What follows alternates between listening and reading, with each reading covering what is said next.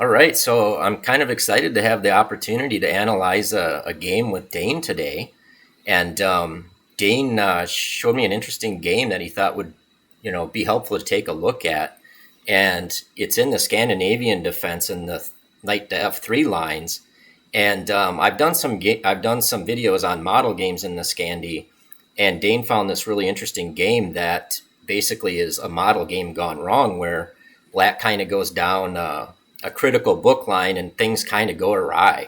So I thought, Dane, real quickly I could do like a hyper accelerated introduction here to introduce you um, to the video. And Dane is a pretty humble guy, so I won't embarrass him talking about all his chess accomplishments.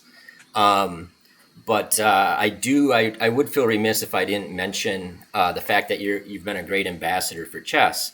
So Dane has recently moved to Missouri, as many good chess players end up doing, but he played out of the Twin Ports Chess Club, which is in Duluth, Minnesota, and Superior, Wisconsin area for years and years. And his dad, Marv, actually ran the club there for decades.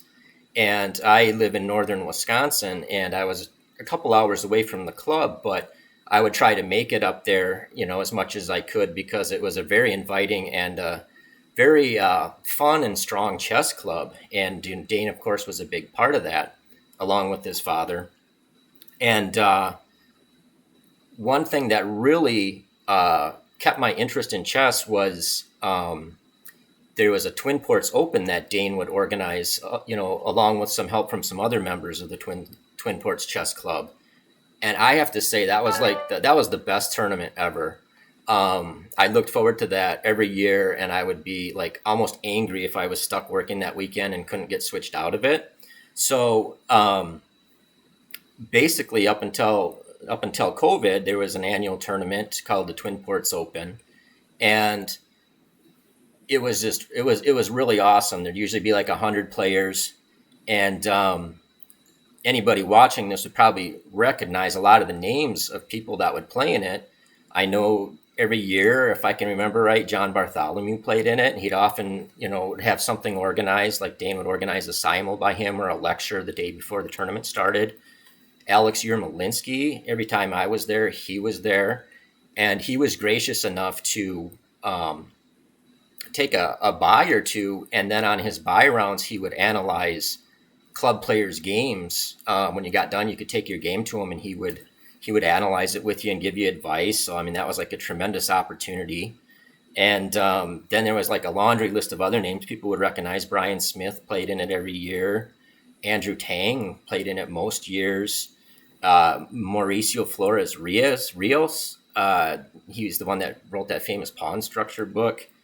The blindfold guy, Timur Garayev, and Ilya Nizhnik played in it. I mean, it would just be, a laundry list of like very strong players that people would recognize. But then also just in the amateur sections too, was just very competitive and very fun, and it was just like a really fun environment. So that really was one of the things that inspired me to keep playing over the board chess, even when life kind of hit me with a lot of difficulties in a short period of time. So I just, like I said, Dane's pretty humble, so I won't embarrass him with his chess accomplishments, but I did want to just mention that you've been a great ambassador for chess, and I really do appreciate that. So anyway, I guess we could get into the game here. What do you think, Dane? Go through the game quickly once and then circle back and go through it in detail so people can kind of just get an idea of what we're going over here. Yeah, that sounds great. Yeah, thank you for the kind words, Brock. And, regarding community development, I think it's also worth noting that as an improving adult player, it's encouraging to see all the YouTube videos that you're recording, you're sharing your progress, identifying setbacks, and giving what I think to be a realistic and an encouraging picture of what it means to be an adult improver, And I think, this will be a pretty instructive game on several levels because you've been, discussing the Scandinavian as black. Mm-hmm. And, if anyone's watched your videos, they already know that after Queen D or Knight C3, You're looking at Queen D8. You mentioned John Bartholomew, one of our main supporters of the Twin Ports Open. And as you've noted in previous videos, John's an advocate of the Scandinavian, wrote an excellent online course advocating for the black side of the Queen D8 Scandinavian. And just as a framework, because what we're going to see is completely different, is, in this Queen D8 Scandinavian, just to get a position on the board, something like this, you've discussed a lot about the restraint structures and how resilient they are. And, you can really punch above your weight playing such a solid opening. And, you've shown great improvement as you've been documenting these videos. And I know in chess.com, you've had a pretty significant rating gain just by playing a lot of games and analyzing them. And the restraint structures have served you well so far. Mm-hmm. And one thing that I think is attractive for adult learners in particular is you don't have to pick up a second job, which is memorizing depressing opening lines, for hours, or else you'll get crushed, so to speak. And so that these restraint structures allow you to work more on understanding, gaining a sense of general ideas and sort of strategic awareness, as opposed to really concrete details, sink or swim. And if you miss one detail, the prodigy kid you're playing is going to defeat you in 15 moves or something. Mm-hmm. So that's the good news about playing the system. Now, after the move E4, E5, Queen D5, how do you feel about the move which was played in the game? And by the way, I think white is 2,500. Black is master strength over 2,200. How do you feel when your opponent throws you a curveball with the move Knight F3? Yeah. Well, it's interesting. You mentioned that because I had found this really short, that's called the Simplest Scandinavian course by Alec Kolovich. And in that course, he recommends that you just play basically in these type of things. You play C6 and then you get your bishop out to F5 and then you play E6. And my understanding is with this knight to F3 move, one of our key fights or one of our key trumps as the black player in the Scandinavian is that when they play D4 and if they have played knight to C3, it becomes a little bit more difficult for them to protect D4 and we can put pressure on it. And it keeps them from being able to play C4 and getting, what do you call this, great center or whatever. And what I've found is interesting is I've actually had really good results just playing C6 here, bishop to F5, E6, letting them get D4 and C4 in and just playing it like a restraint structure since I'm not playing Kramnik or somebody who's going to make perfect use of this extra space. I actually kind of reached an all-time high, winning a couple games like this, and I think drawing one against a decent player. And so I've done perfectly fine in that. But I also, one of the reasons I avoided this knight, playing the main line in this knight to F3 variation, which would be bishop to G4, and then castling queenside and really contesting the center, is that, like as an adult improver, I've never had the greatest memory per se. And I felt like I was just scared of concrete variations that would come up. Because I haven't studied it in detail, but when I was flipping through some of the lines in the courses on it or the material on it, sometimes you play queen to F5, sometimes you play queen to A5, sometimes you play queen to D7, sometimes you got to throw in queen to E6 check, which we'll see in the game here. And I just felt like, well, for now, I was going to focus on learning the Slav in depth and play because this only comes up maybe 10 to 15% of the time, this knight to F3, I would just let them have their theoretical advantage by getting the D4, C4 kind of strong center in. But I have played this a handful of times and I kind of looked and surprisingly, I've scored well above my performance rating has been well above my actual rating in this. And I had played 10 games and I won 5, drew 2 and lost 3. So with black, that's really pretty good. So what I've come to notice is that at my level, the people I'm playing, they don't have all this concrete theory memorized, and they don't play the most testing lines where you feel like you'll get in trouble if you misstep on one of the concrete variations. So I was kind of excited when you sent this game to me, because my idea, wanted me to go through this game and take a look at it. And I feel like I gained a lot from doing that, because what I did is I tried to deconstruct it myself without referencing Chessimple or an engine or anything like that, to see what I could learn from it, to see what I was so afraid of. And what's interesting is I think I learned quite a bit from it. I guess we'll find out. But I feel like, kind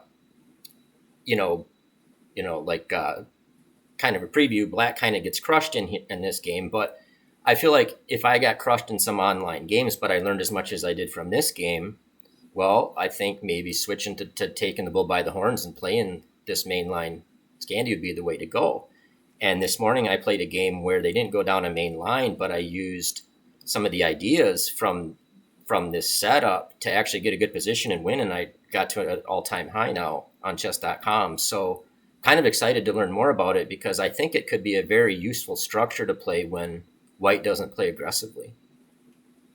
Yeah, and that's a great point about that restraint structure setup that you can play, give white the opportunity to play d4 and c4, which is what knight f3 is all about, as you noted, delaying knight c3, the mainline variation, before playing d4 and c4. And so you've already come up with sort of a low maintenance solution that there's no real pressure that you must play bishop g4. But it's also, as you say, grabbing the bull by the horns. I think it's quite useful on several levels, in the sense that number one, this is an opening you can grow into, that you can gain a lot of experience playing these sharper lines within what's generally a fairly positional opening, the Scandinavian. And I think, as you noted, which is so important, is if you look at some of the online courses, they're forced to share some really concrete details, because everyone's running an engine and they don't want to look foolish, publishing faulty analysis. But then when you ask yourself, well, how often am I seeing these lines in my own practice? All of a sudden, you're not running into some of these concrete details as much as you would think. It's not to say that you can simply skate by and escape all concrete details in an opening.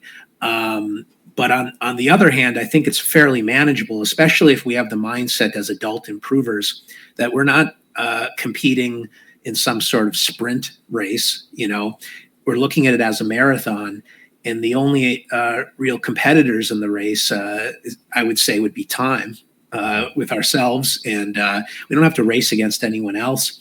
And as long as we have this growth mindset, as you said, there's a lot you can gain from these examples.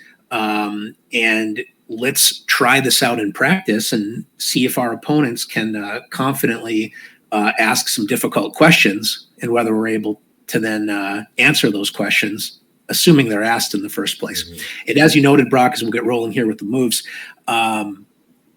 I think it's quite valuable that you find inspiration where it's like, okay, Magnus Carlsen's played the Scandinavian in a serious game and has won a game. Dane Mattson plays it over the board.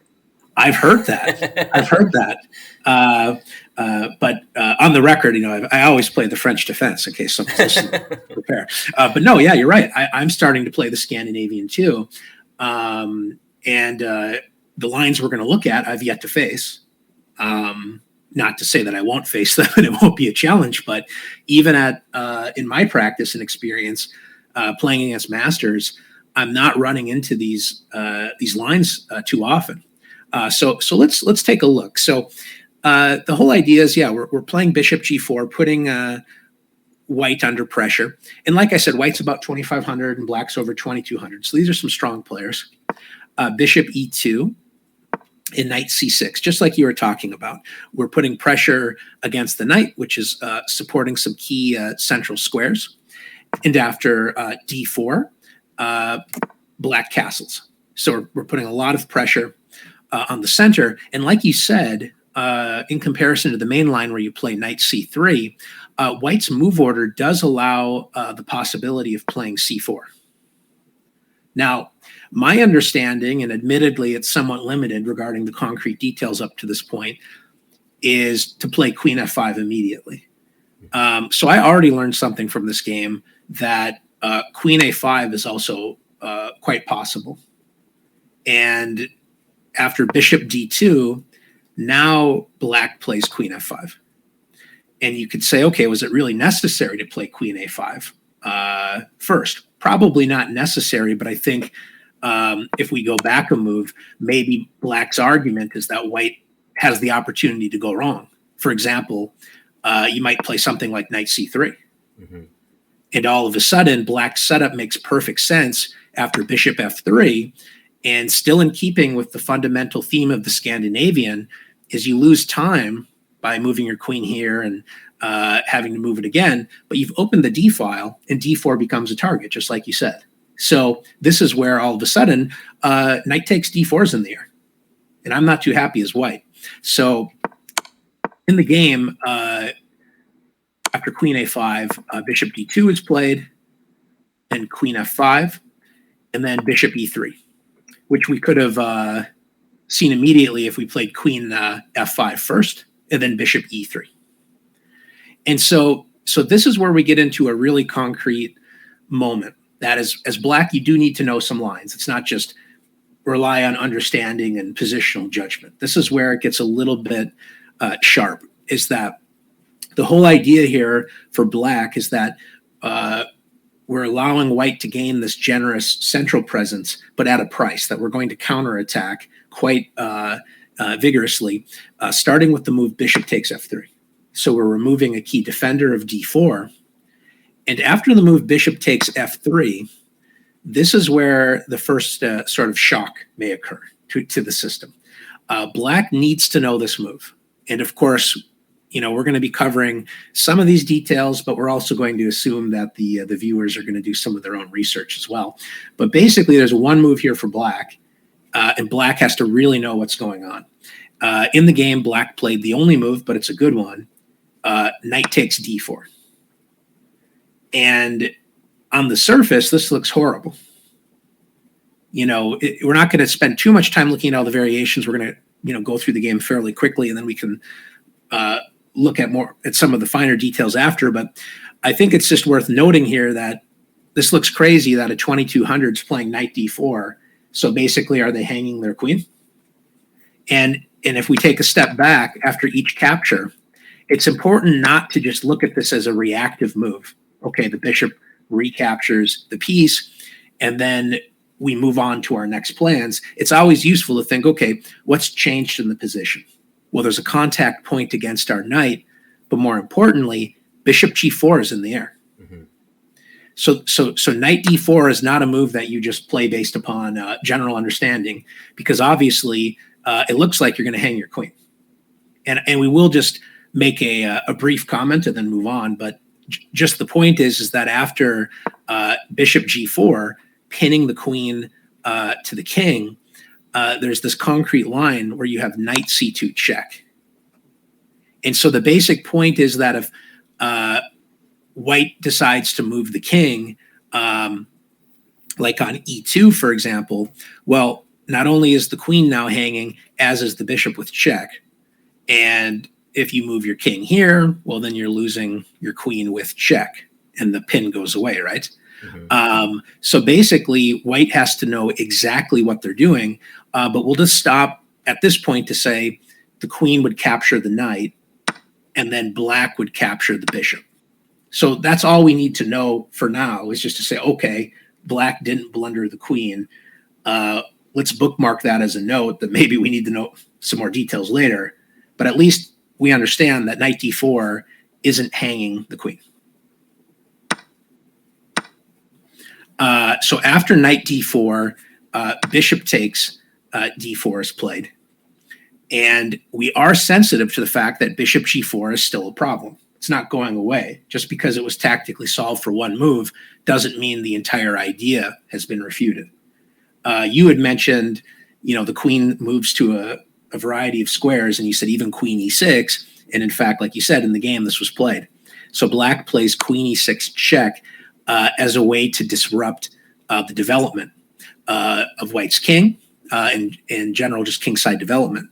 And notice now, worst case scenario, if bishop g4 were played, now we at least have the resource f5. So that's one value to vacating the f5 square. So after the move bishop e2, the game continues with queen e4. Quite an interesting queen dance. And after castling, we reach a critical moment as we're transitioning out of the opening now into some very concrete sort of middle game plans. And the big question here is black is still down a piece temporarily, so we should probably regain this piece. And Brock, what were your impressions for black here with how you would proceed here if you were playing black? How did you think about this position? Yeah, well, when I got to this, I did remember enough from going through, in the past, looking at the knight to f3 variations like this. I knew white's main idea here is to play queen to a4 and hit on a7 and try to cause all these problems on the back rank. And so when when black here, well, I shouldn't say what happened, but my instinct was to take with the queen, because then we've regained our material. We threaten an exchange of queens, which getting pieces off the board would favor us because we're a little bit behind in development, but we have the extra material.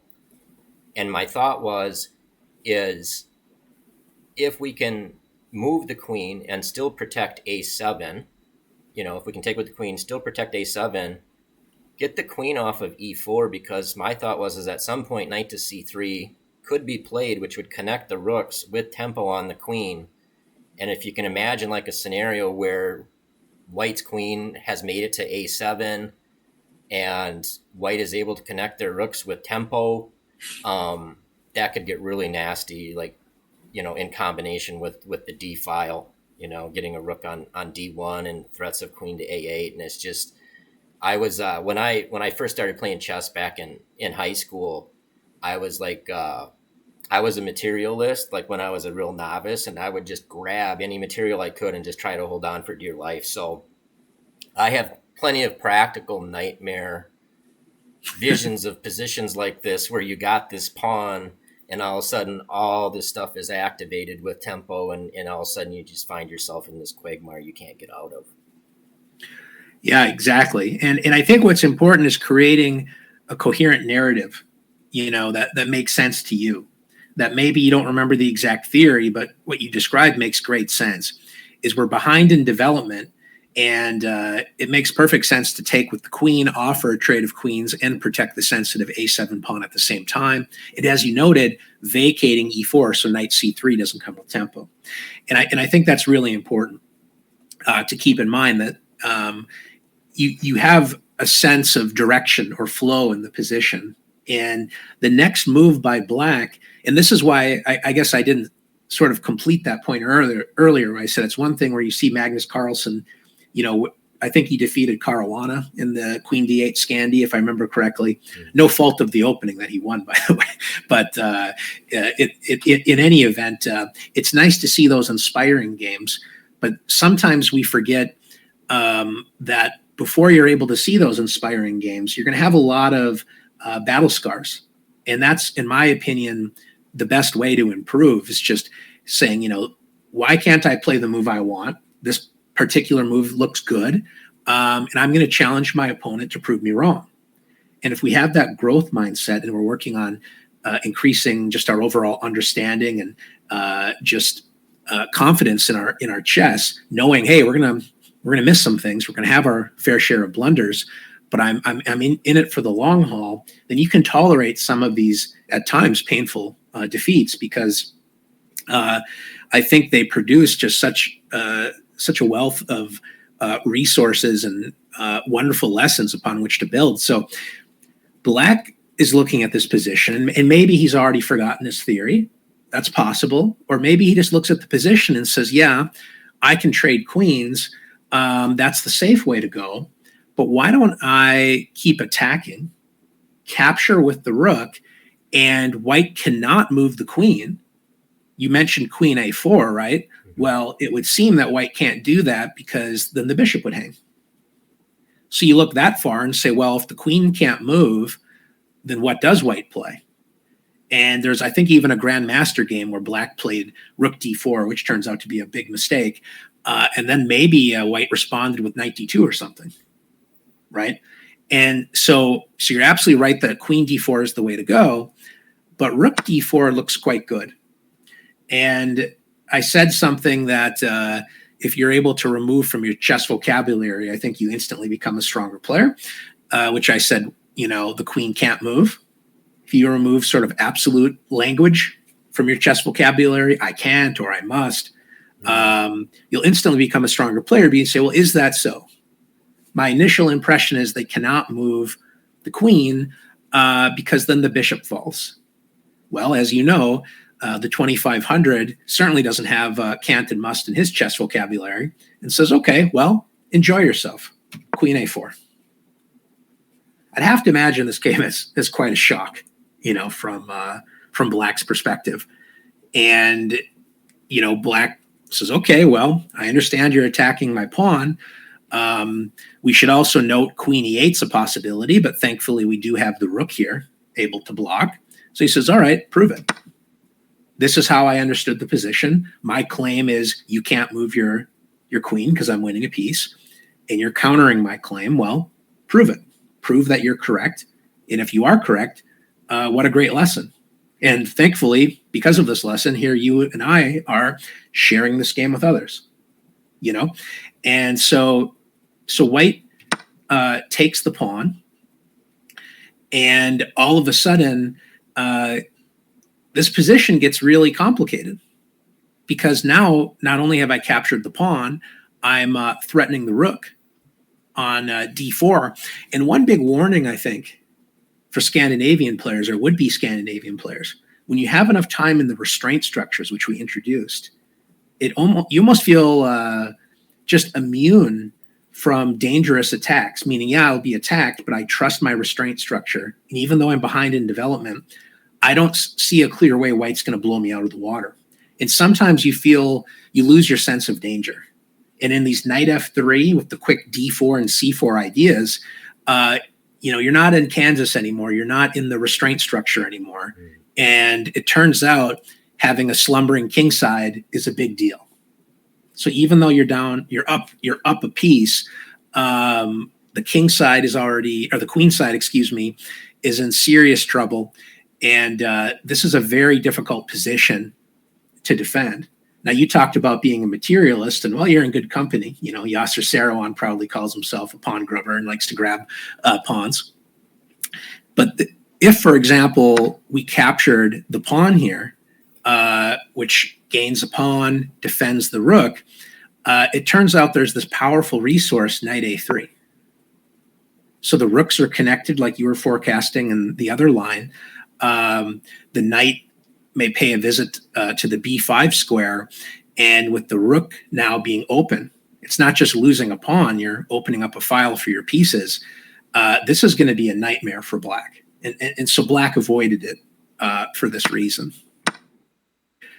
So the game continues, and we're going to see it end pretty quickly, Brock, is basically black's analysis is I'm just going all in on the attack. If you complete development and start attacking my king, I'm going to be in trouble. So he plays the move rook g4. White calmly puts the question to the rook with h3. Black steps back with rook g6. And now black has to pay the price. That, yes, you're up a piece, but with your slumbering king side and weak king, I'm going to expose some of the drawbacks to your position. So the king is smoked out into the center of the board. And now white just plays this calm move, just like you said, knight c3. Gains a tempo against the queen, connects the rooks. This almost feels like a Paul Morphy game, just with the rapid development and weak enemy king. And after queen takes b2, attacking the knight, white doesn't blink, just continues to assault the enemy king. And I don't know how you would feel, Brock, as black here. You might be comfortable moving your queen into the center early in the Scandinavian. How do you feel about doing the same with your king after knight b5, rook takes? So black tries to shelter the king, but it's short-lived, right? With knight b5, and then now you are allowed to make your confident centralizing move with your king, king e6. It's a fighting piece. Yes. And unfortunately, from black's standpoint, this is a trip that is only a one-way ticket. There's no return. The king moves to f6, and then we see queen takes f8, regains some material, and this game is going to fall apart quite quickly. After the move e6, another shock to the system. Viewers are encouraged, if they'd like, to pause the video, try to figure out what they would play here. After some reflection, white plays this crushing move, knight takes e6. It's like, white was worried. Like, I want you to still be up a piece here. I'm sorry that I captured your bishop, so let me return this piece for you. But the beauty of this line, though, Brock, is that it looks complicated, but basically the way that I think white calculated this was, well, the pawn is pinned. So the only line that black or white would have to calculate here is the king capturing. And the interested viewer can certainly, take a look at this independently. But the main point is you play queen d6 check, force the king up the board, and then follow that up with rook d5. And that king is running out of room and is going to be greeted by some enthusiastic enemy pawns with the queen and rook. So the knight can't be captured without some horrible consequences. So black just tries to hang on with queen e2, attacking the knight and the rook, and then rook d6. Really nice move, protecting the knight, and the king isn't exactly too thrilled about its prospects at this point. We see a check, king h2, and what's really funny here, Brock, knight h6 is played, but when I was analyzing this game, I thought, I would probably think about this move, at least a spite check, and try to make white a little bit nervous. But not only is f4 good enough, there's this beautiful reply, knight f4 check. And so now all of a sudden the king is in trouble. And if the king moves up to the 5th rank, you have to start thinking about moves like rook d5. But back to the game, after king h2, so there's a queen e1 check, king h2, the desperate knight h6 was played, and knight d4 provoked resignation. Not flinching about material here. Ooh, I have to take this rook. No, not at all. I'm going to play knight d4. And one sample line here is basically wherever the king moves. If you move here, you certainly have to think about a fork. I'm sure there's other strong moves there as well. And if you play something like, say, king g5, then there's queen g7 check. Let's say the king moves to f4. Queen g3 check, king e4 check. The king moves here, and it just feels fitting, that the king makes it right to the center, and then we see rook d5 mate. So quite a picturesque end to the game, I have to say. What are some of your sort of observations about the game and just sort of conclusions from this experience? Yeah, well, like I mentioned in the beginning, like I used to feel just like completely overwhelmed by positions like this, just in the sense that like I don't want to have to try to memorize stuff, and there's all these different places the queen can go, but just kind of like stepping back and slowing down and just taking my time to deconstruct the game, and I feel like, in combination of what I previously kind of observed in these lines when I went through them initially some time back, and was kind of like too afraid to like employ him full time, and so I went to kind of like the easier method. I think like I understanding the queen to a4 to a7 motif for white here, I can totally see how if I wasn't aware of that, you could be tempted to do rook takes knight instead of, or you could be tempted to capture with the queen instead of the, or with the rook instead of the queen, the bishop here on d4. But like knowing that, now it makes more sense as I go through it. So it's like one less kind of thing that doesn't seem weird or whatever. And what's interesting is I started going through some lines in Bartholomew's Chessimple course after analyzing this game, and I feel like I'm able to pick up some of the key ideas better. Like, it doesn't come up in this game, but sometimes these situations, where you get this stuff where your a7 pawn becomes weak, you end up putting your queen on e5 so that you can play like e6 and get your bishop to d6, and kind of, you gain a tempo with the mate threat on h2. And there's these kind of things that actually start to make sense that if you were just like repetitively clicking through the course, you think, oh my God, how am I going to memorize all this? But when you realize you're in this position, like you were saying, I think it's a very good observation that we're so used to playing in these restraint structures that we feel like it's so resilient that we don't have to defend perfectly, and we're not going to run across people that are that patient with an attack that they're going to exploit it. Well, in this position, you had an open, you had open central for white. They didn't have an E or D pawn on the board. And for black, there was just an E pawn. So it's almost, you're like in an open position and behind on development, and that's a completely different beast. And that's why you get this fearful sense in the beginning. But once you kind of recognize the key points that you actually do need to be afraid of, it's not that hard to like understand the solutions to it once you understand the problem.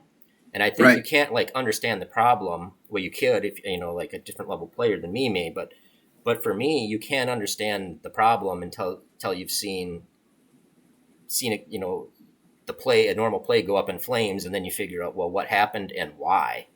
And when you have that why, then you can try to figure out the solutions, and then it makes more sense.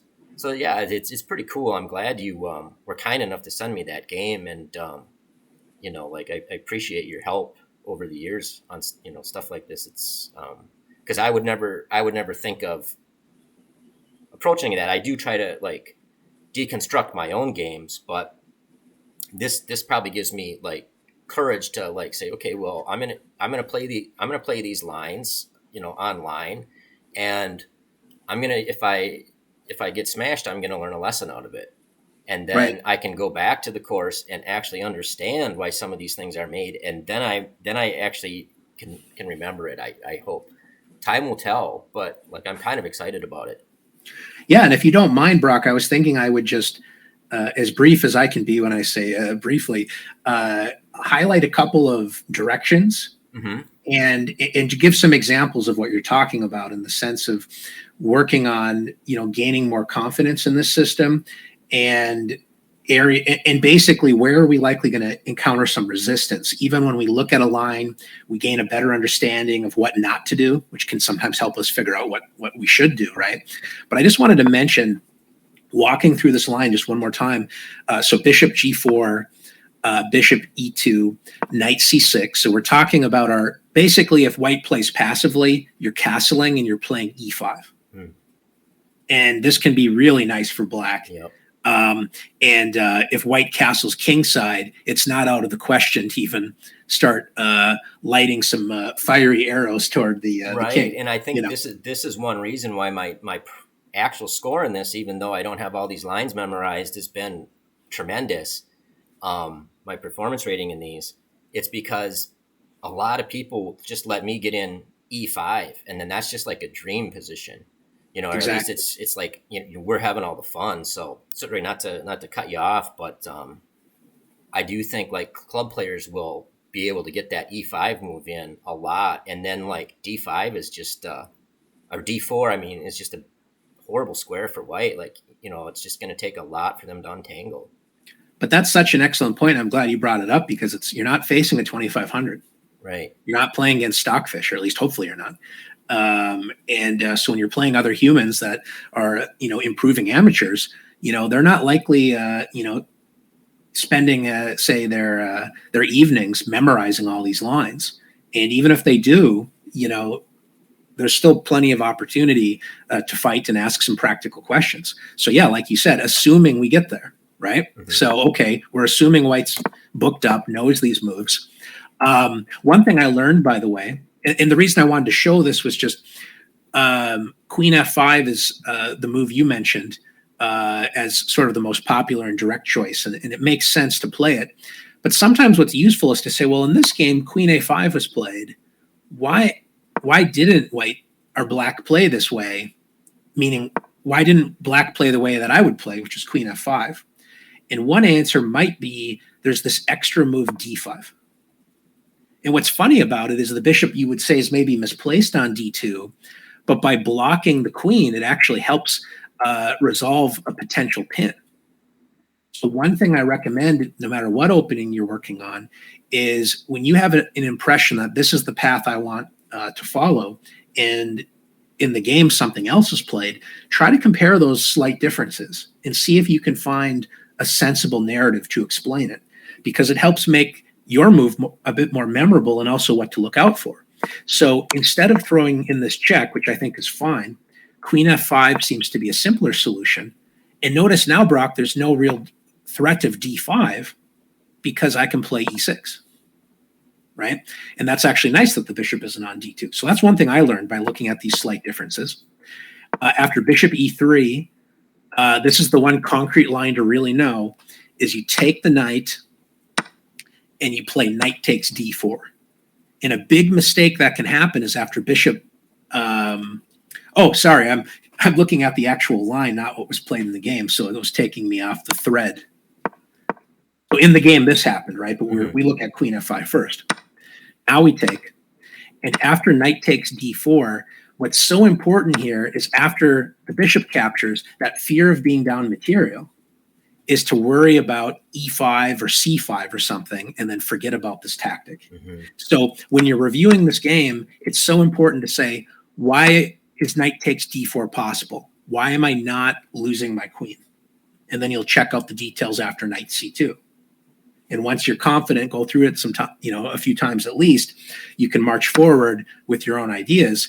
And now, because of this bishop G4 idea, we throw in the check.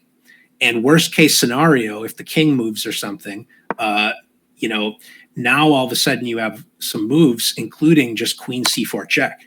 Mm-hmm. So it's also important to ask yourself, well, what if they don't go according to script? Why do they have to play this move? Well, they don't, but there's consequences to it. Mm-hmm. Right?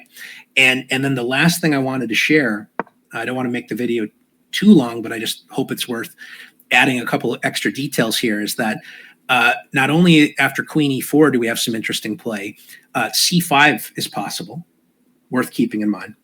But the big thing I want to remind people is that after castles, your point about taking with the queen is essential. We learned that, we can't get overly confident because all of our moves so far are so active, right? Bishop G4, knight C6, I'm sacking a knight. I get really excited. So as you get excited with that momentum, it's so easy to want to continue to attack. But we have to remember we're not in the restraint structure anymore. So after trading the queen, the one thing I want to leave everyone with is that queen A4 is a really concrete move. And this would be worth taking a moment, asking yourself, rather than looking at the course, rather than turning on the engine, what move occurs to you, say, in a bullet game? Not that I recommend playing bullet chess, but if you look at a move, what is your immediate instinct? Is it to take this pawn and threaten the rook? Maybe, maybe not. But if it is, that's worth critically understanding, why isn't this being recommended? Why can't I take this pawn and threaten the rook? And one answer goes back to lack of development, and you're opening up a line to your own king. is a move like knight a3, we saw that earlier, continues to haunt us, that we're helping white continue the attack. And even though it appears that our bishop is hanging as white, well, good luck surviving this attack. And so in any event, we're obviously not going to go through all the lines now, but the main point is just continue to resurface. It can be overwhelming, even going through this video, seeing all these moves we're talking about, and just try to learn when you're playing a game, one new detail or studying a game, something you didn't know before. Ask a question and answer it to the point where you feel confident, like, yeah, I've got this. I can actually explain this well. Like, why can't I take the pawn on b2? And if we're looking at it rather than the sprint or the fast food chess solutions, we're taking a slower approach, you're going to understand these positions better. And a move like e6 can make some sense. And the final thing I wanted to really stress here is after the move knight c6 or knight c3, we're a little worried about our queen. Maybe you'd move your queen back to b6, which is worth exploring. But the main line is a6. And by asking that question earlier, why can't I capture that pawn on b2? And we were able to highlight knight a3 to b5. Well, that starts to make some sense why you might want to play a6. And maybe it's not quite a restraint structure, but at least we see some familiar signs. Mm-hmm. And in this position, by playing a6, here's the big question I want to ask you, Brock. If you have 1 second to make a move after rook d1, attacking your queen and x-raying your rook on d8, like, what would be your 1 second move? Well, if I hadn't gone through because I kind of know the answer already because I kind of studied this stuff, but I would be tempted just to play like queen to c5 probably. Yep.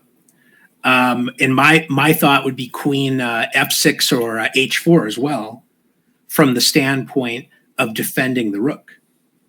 And yeah, like you said, we could play a move like queen c5. And one line that I threw in there was, say, guard the rook, so that after you trade the rooks, you can take with the queen. And what's amazing here, Brock, is after rook d1, our queen is being attacked. If we try to block and dare to develop another piece other than our queen, you're going to run into c5. Yep. So let's say you play here. And incredibly, there's this move c5. Kind of a shocking move. But all of a sudden, it's like, well, if I play queen c5, what's going on after queen e8? Mate. Checkmate, yep. Not good. And if I play a move, if I say, okay, it's a trap. I'm not going to fall for it. I'm not going to get mated. Maybe he wants to play c6 here, so I'll play c6. Well, we'll be in for a rude awakening after the move bishop takes a6. Mm-hmm. And we can look at those details later, but what my point is like you said, you've studied it, so you know the move is queen e5. But if you didn't study this line, maybe you play queen c5, or I said queen f6 or queen h4, and you're going to get destroyed if you get to this point, which is quite an assumption that your opponent knows all of this, because we always think about our shortcomings and somehow forget the struggle on the other side of the board. Our opponent is also going to have some doubt here. Right, and especially at my level, not so much at yours, but at my level, if I am facing an opponent who has all this memorized against the Scandinavian, which is going to be pretty low on their things to memorize, they probably have some major weaknesses if they're at my rating and they have all that memorized. So, they may not even win it from this position here. They may not find queen to e8 mate or something. So exactly. And so the last thing here to emphasize is whether you play queen c5 or queen f6 is the reason queen e5 is the move, like the only move to stay afloat, is you allow the opponent to expose your king. But if they decide to check you, it turns out you have other pieces on the board. And that's what you said earlier about bishop d6 gaining a tempo. And then our king might find shelter on e7. Mm-hmm. And so my point is that this is all overwhelming. Even you and I discussing it, it's a lot to take in. But if you look at it from the standpoint of figuring out what not to do and why are certain natural moves not working. Well, when you're playing the Scandinavian, the price of admission is you're going to fall behind in development. And when you're playing against this curveball, knight f3, it's not the fastball pitch that you're used to where you get the restraint structure. Time becomes essential. And so that's where you have to work out these concrete details, not the first, second, or third time you look at it. You have to just stick with it and continue to learn from these examples where now you're saying, yeah, I know the move's queen e5. Right? So anyway, sorry to kind of stretch out the video, but I just thought it was worth adding this analysis just as a reminder that there's layers and layers of this stuff and it can feel overwhelming. And the main point is just take the long range attitude. You can grow into these systems. And as Brock noted, if you're not feeling it, you're tired, you're groggy, and working all day, there's other ways to play. Bishop f5, restraint structure, and yeah, white gets a little more space, but life continues. But I personally feel excited to learn more of these details and why, as black, I'm able to hold the balance in a position that feels a little frightening at first glance. But I think that'll go in two directions if we are confident and willing to take a couple hits along the way. Yeah, and I would say, like, to people that were kind of had the same trepidation I did, just try it out and see what happens. Like, I couldn't believe the statistics when I pulled it up. By like, my performance rating was over 100 points better than like my actual rating playing these against these knight to f3, and that was just a real quick cursory wing through like a Chessimple course, and not actually after having deconstructed and gotten a better understanding of these positions. So, up until a very high level, you're going to get as many easy victories out of this as white's going to get on you. So I don't know. It's kind of fun, and that's me playing it, who my natural strength is not attacking or, playing with the initiative or, like I'm still at the level where it's, like tempo is important, and I don't fully, I don't take full value of the element of time in chess yet. Like, I'm still at that level. So, and I'm having okay results, and I'm not facing people that are, reeling off all this theory. And, so thanks. I appreciate it, Dan. It's very helpful. And I do appreciate all your help over the years. You're very gracious with your time, and, it's inspiring. And, like I said, you've held off some strong players with the Scandi, and John Bartholomew has done fine with it. So I'll never reach the level where I'm going to be real tested, the theoretical limits of the Scandi. So it's kind of fun to have something to play and just slowly learn more about it. Yeah, and just enjoy the journey, and take it at your own pace. And thanks again for having me. And I just think this is a really inspiring work that you're doing, because it's just a good reminder, that improvement is possible without, having to be booked up 40 moves deep in a Night Orf or a Marshall Gambit or something. And if you like those openings, like that's great. When you're in your upper 40s like I am, that's just not something you want to be doing. Like, I mean, even if a person could, is that how you want to be spending your time? So, but because like these positions here, I mean, how much more fascinating can you get than say this game here, or just kind of breaking down this position? You don't have to be playing the Night Orf to get something fascinating to learn from and enjoy. So yeah, thanks so much, Dane. I really appreciate it. Yeah, absolutely. Yeah, thanks again, and good luck to all of you that may feel bold enough to advance the D pawn 2 squares in response to E4. Yeah, cool. All right, have a good one. Yeah, we'll see you.